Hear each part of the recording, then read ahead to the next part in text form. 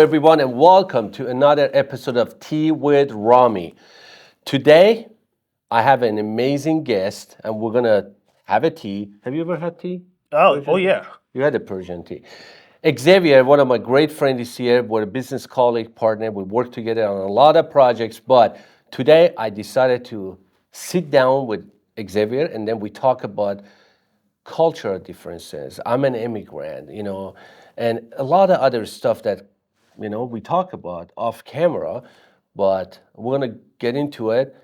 But before that, as I always say, if you like this episode or any of the Tea with Rami episodes, please share it with other people. Some people might benefit from it. And if you have any comment, let us know. If you have any question, let us know, and then we will answer it. Xavier, welcome, welcome. Thank you for the I invite. hope you like the tea. Yeah, the entire setup is really cool with the actual Oh yeah. And you asked me what is this? yeah. Yeah, this is actually it's a not a candy. It's a hard candy. They call it in Farsi. They call it nabat in Persian, and it's got a little saffron in it. It's got a saffron, which is Okay. the saffron. It kind of makes you happy, and it's a happy pill. That makes you happy when you dissolve it in the tea. You get that sweetness and a little bit taste of Do you saffron, and you can constantly do you let add it to it. dissolve the entire way down, or No, do no, you no. just You kind of just you just kind of let it sit, and then you zip it as we go. okay? Take a little To sip you, now. buddy. Cheers. I'm an immigrant. You know that. Yeah. I'm a Persian boy. You know, we always say when you go Persian, there's no There's other no version. other version. Amen. Amen. Amen. I love that. I love that. But I came here 30 years ago. We talk about my story and everything else, but the cultural differences that I faced was amazing. Some stuff we do are not good as a Iranian, as a Persian back home. Like sometimes the mindset, the blaming game, the carrying an emotional bag of bad memories with you for the rest of your life, or having a honest conversation with other people. And here I learned so much here too that people, they care if they want to care, but a lot of people, they put their head down and they do their own living, and sometimes we missing that love. Sometimes we miss the love because I believe it doesn't matter where you're from. It doesn't matter what nationality you are, or you came from, or what country, what is the color of your skin. you know it doesn't matter. We're all human, and we all need one another, and we all living under one roof, which I call the planet Earth. That's it. That's true. That's true. I think you hit a couple things when you were talking about that, and I've experienced that living in different states in the U.S. So I'm born and raised from Michigan. Ooh, cold. Yeah, very cold. You don't like the snow, I know that. Not no more. I like to look at it. I like to oh wow, that looks really nice. Wow, look at that snow, and then just move on from there. But growing up in the North or Midwest, from here it's North, but over there we're called Midwest, is different when you move to another state like North Carolina, which is different from moving to another state like Texas, right? Uh, just geographically in the United States, each one of those have differences, and I feel like from what you were sharing from moving from a whole other country, I've lived in 3 different states in the U.S. and each one of them felt different as well. Now when you moving from one continent to another one, or one country to another one, that's a lot of it's a lot of change. That's what a lot of people, not only me, a lot of other people that they move from other countries, they get this cultural shock, which is you don't know where you belong. You don't know, what is right, what is wrong, or you carry a lot of stuff that doesn't make sense doing it here. And a lot of stuff here they do, and it doesn't make sense to you because you never done it. For example, in Iran, and as a Persian culture, we extremely respect our elderly people. Like, for example, my mom. she wants to get in the car, I have to open the door. She gets in the car, and then I got in the car. I got behind the wheel and I drive, you know. But here I see it's different. You know, you don't open the door for your parents. We don't start eating at the dinner table before the mom and dad they start eating. You know, we are responsible. As a kid, I was responsible for washing dishes, and my sister doing some other stuff. There's a lot of stuff is happening. I'm not saying the United States doesn't happen, but I see it less. But especially when it comes to respect elderly people and the parents, all that stuff, it's different logic. Yeah, I agree with that. And I think that comes to one, families are different nowadays. Um, back in those days when you were growing up, you would actually have dinner at a table, like an actual dinner table. I feel like in now this society and days that we're in now, there's very rarely ever time that a family comes together for a cooked meal at a dinner table where you actually sit down and commune with each other and talk about those things. A lot of things are like, oh, we're gonna grab dinner really quickly. We're gonna go out here to go to eat. So you don't have those things embedded into some of the things that you see now, like being able to open the door for your grandparents because there's not like those smaller, minute things established for families or just people in general culturally. I've seen that when you talked about differences.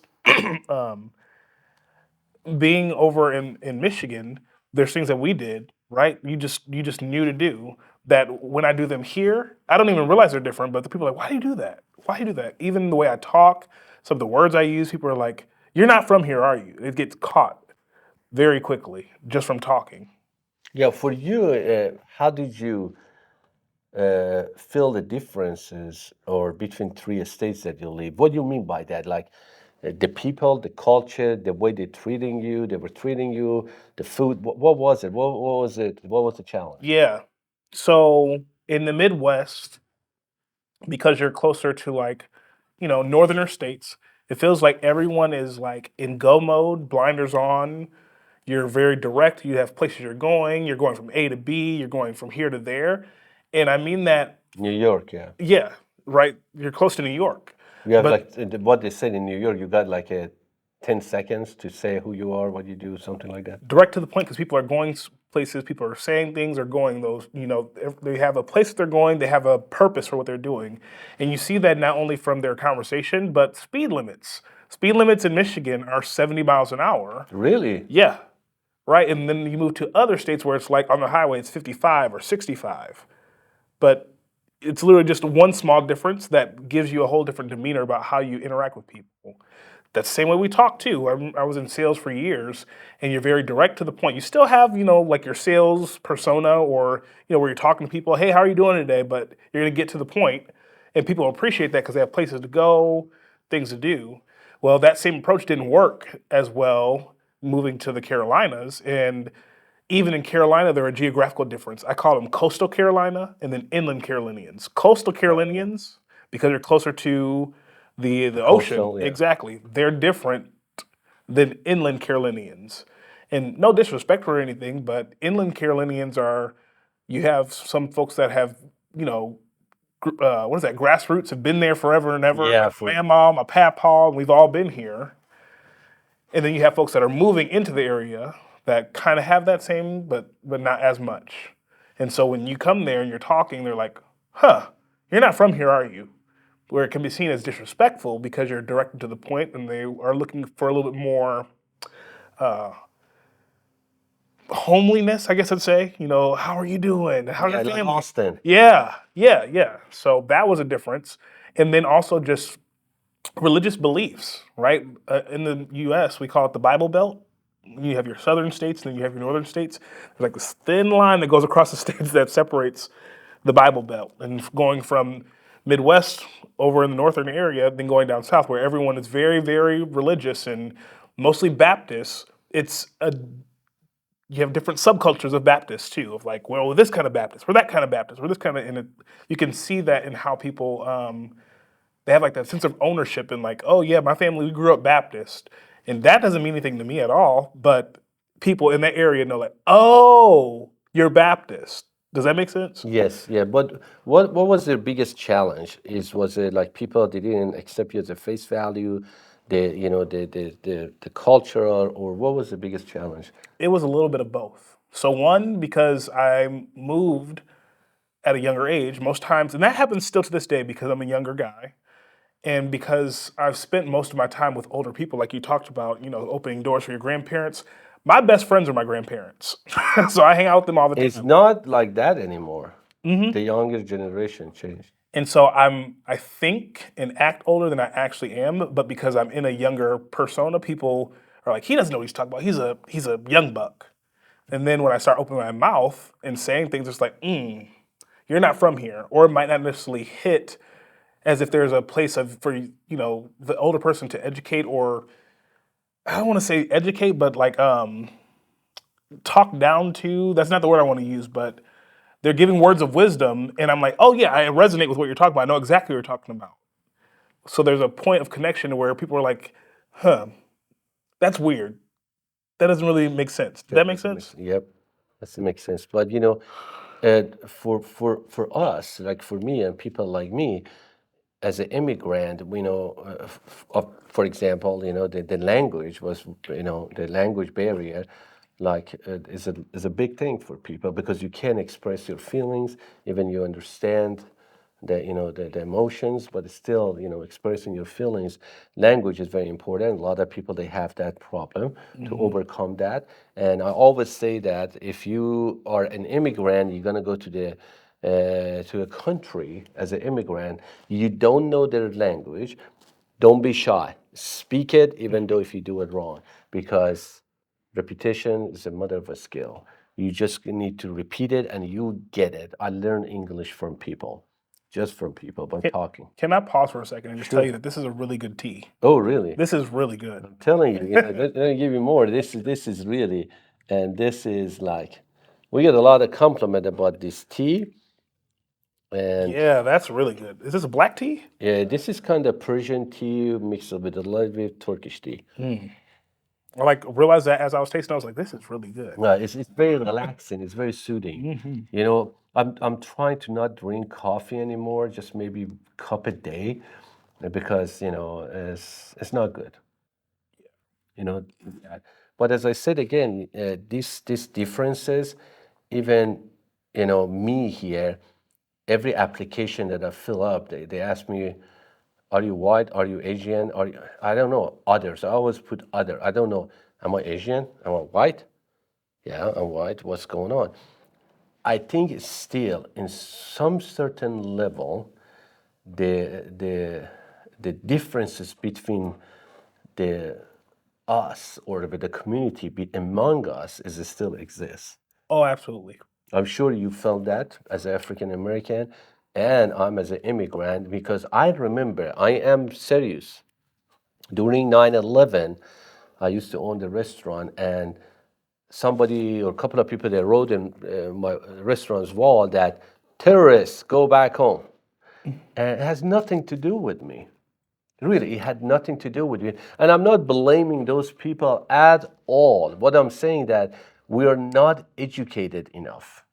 With what you just said, that's 100% something that I've had to deal with and have recognized in moving different places.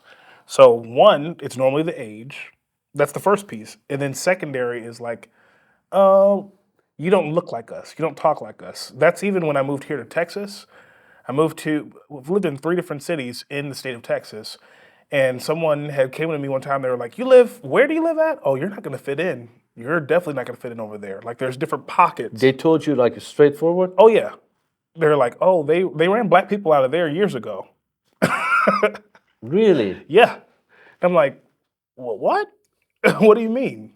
And so then as I go to these different cities, I find out about all these other underlying layers of history that I don't have context to. I'm here today as a citizen looking to do these things with my family and looking to, provide value and run my business. But then they're like, oh, well, they don't like black businesses there. They don't care for black people there. It's like, really? I don't see it. But then that like I guess I say like looming cloud kind of makes you think like, is it? And you almost like are looking for it just to make sure if there's anything going on. But this is really sad. And I'm asking you, as a listener, as somebody that watches this, is it sad that we think like that? Like I think there's no difference between us as a human. It doesn't matter that you are from Asia, you are from Japan, Vietnam, Chinese, African American, Persian, Pakistan, Afghan. It doesn't matter. That's the title that we give ourselves. And the stamp that we put on other people is not right. I completely You can agree. find good people and bad people everywhere. Everywhere. You know, Oklahoma, that bombing many years ago that happened for the federal building, it was a white guy. It was a white guy. And you know, a lot of other stuff. And sometimes, yes, they were fanatic, that terrorist organizations that they have done things to people, but we can't do that. We can't label people based on color of the skin or where they came from. Like, since I'm an Iranian, so I'm a terrorist. No, it doesn't work like that. You know, we should love one another, as say this, that love your neighbor as love yourself. One of my mentors, they have a phrase that says "love over everything." And when we really dig into that and realize that, like, no matter what, as long as you love others, that that's that's it. Period. Right? It doesn't matter your skin color, all those other things. They don't really matter because people are people at the end of the day. The byproducts that humans have, those are the faults, which are behaviors, mentality, all those other things aren't quantified by a race or language. You can be a good person and Believe it or not, it's still some people they ask me, still until today, some people are asking me, do you speak Arabic? I said, we're Persian, we speak Farsi. They don't know what is the difference between Persian and Arabic. And I said, I'm not blaming them, it's the education that we don't have. 100%. If we educate our people about different cultures, like at a school, educate people about different languages they speak in different part of the world. You know, that why we don't have a course in our high school or middle school about, like, you know, understanding human behavior, understanding human cultures, something along that way. Why we don't have that courses? Okay, math, physics, chemistry, all that stuff are good, but at the end of the day, all goes back to people.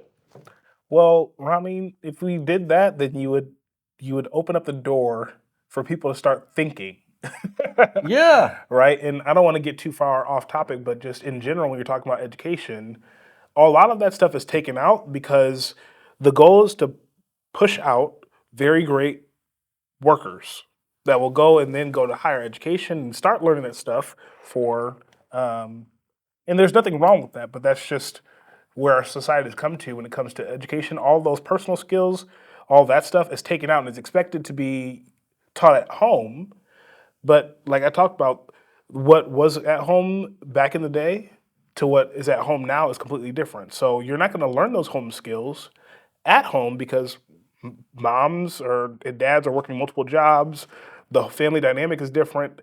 They don't necessarily have those skills to teach. And so the parent is now expecting the teacher to be teaching them home skills at school. So there's this whole gap in expectation. And that also comes as another barrier, whether if you throw in language barrier, right? I remember growing up in high school, they had like all the kids that spoke Spanish, they all went to a whole different room. They like all just like it was like where all the Yeah, you just said it. You know, they said speak Spanish. They're Hispanics, right? They are Hispanics. Why we call them? Hey, it's Mexican. Why we do that? You know, I know that's the maybe correct word, but not in some situation. You know, like, yeah, they're Hispanic. and even inside of that space, there's Hispanics, but then there's different sub-dialects of each one of those. There's Colombian, there's Yes. Venezuelan, all of He's that. Hispanic from Mexico City. He's Hispanic from, Juarez or something. But what we are as a human are master to labeling other people. Really, if we can get rid of that, man, we're gonna have a better world for all of us. It's Agreed. just amazing the human power.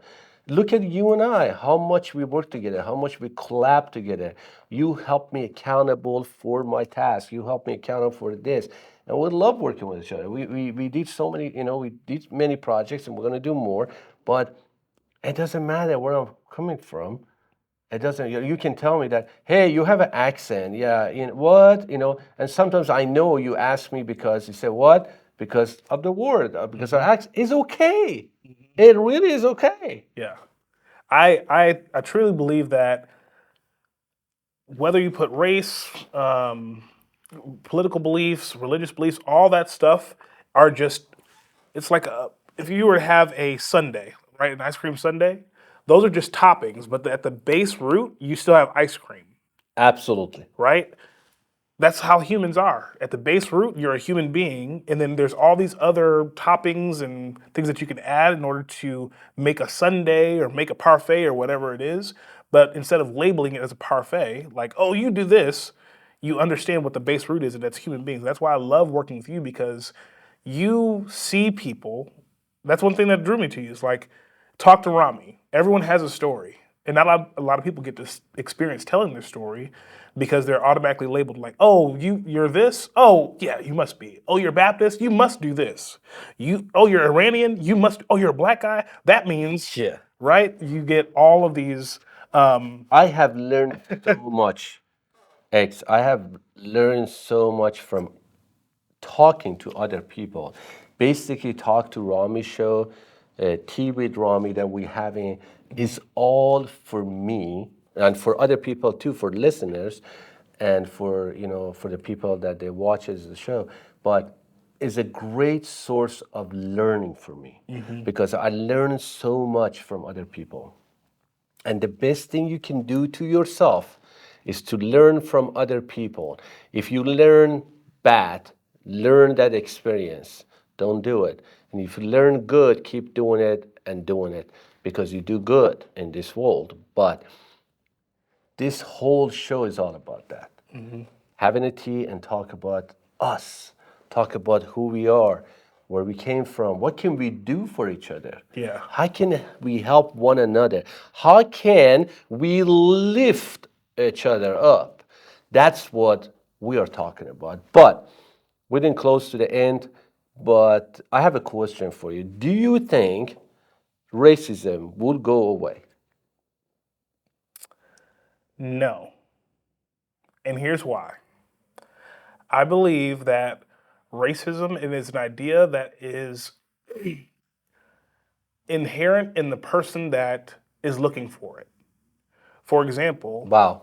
when I moved to Texas, people told me, you're not going to fit in that area because they ran out black people years ago. Okay?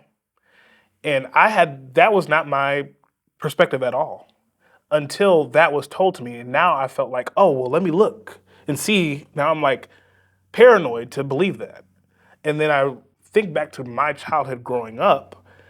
I didn't even know that I was, and I don't mean to say it like I didn't know I was black, but I knew I was black, but all of my friends were white because I grew up in a predominantly white neighborhood. None of that stuff hit me or any of my friend group until we got older because it was inherent in the people that we were around.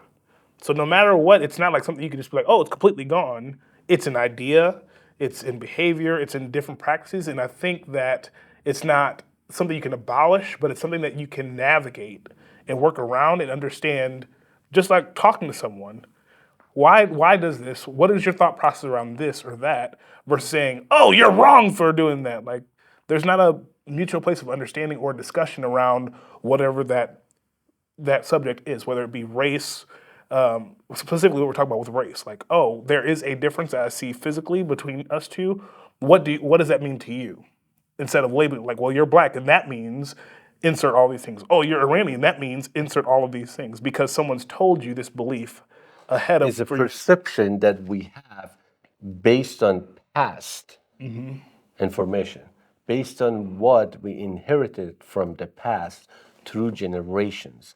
I think I totally agree with you. We can get rid of the racism if we educate ourselves, if we educate our generation to come that we all humans. We're all living under one roof, under one guide, and we're all living the planet Earth. If we do that, we might get somewhere. Yeah, we'll It's definitely all make about education and educating people about who we are as an individual and how we can help each other. Everything happens, everything bad things happens when we don't help each other, when there is the absence of love in the society. In this society, we need more love. I can tell you loudly, we need more love in this society. When we love one another, things will happen. We will help each other, and the problems will go away. Love is not complicated, it's very simple. all you need is love. Oh, we need love. But thank you so much, man. I hope you enjoyed the tea. I really, really Absolutely. enjoyed our conversation with you. And all the time when we sit and talk off camera, at work, and many, many different occasions. But I have learned so much from you. I am seriously telling you this, and I'm looking forward for many, many years of friendship. 100%. And I'm honored to even sit at this table with you. Oh my God. It's my pleasure. I love it, man. Yeah. As I said again, folks, if you have any comment, please let us know. If you like this episode, please share it with other people. And if you do not agree with us, let us know. At the end of the day, we're all human and we all can help one another. Until next time, have a wonderful day.